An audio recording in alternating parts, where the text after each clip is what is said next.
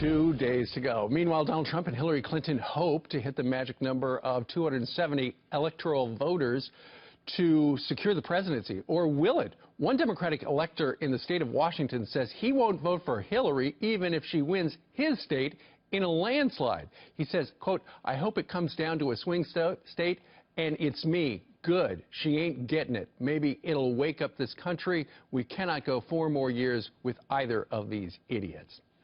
And he says he's heard the same from other electors across the nation as well.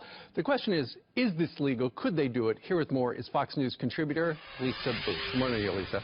Hi, Steve. It doesn't sound like he's going to be happy about any of the results. Right, I know. So we know that it's not popular vote that wins the presidency. It's the Electoral College. You have to hit 270. That's right. We just think that if whoever wins our state, all those electors go to that person.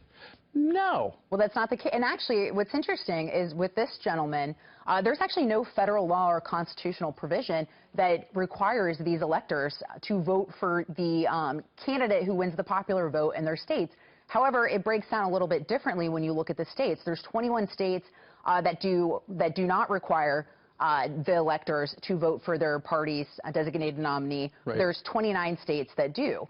But that being said, Steve, it's only minor fines and misdemeanors. So in the instance with this guy in Washington, he would only face the $1,000 fine. And clearly, it's worth it to him. These people who can do whatever they want to, even though they are members of the Electoral College, they're called faithless electors. Throughout history, we got a graphic to show you. 71 of them have changed their minds because the original candidate, for instance, have died. 3 have chosen to abstain.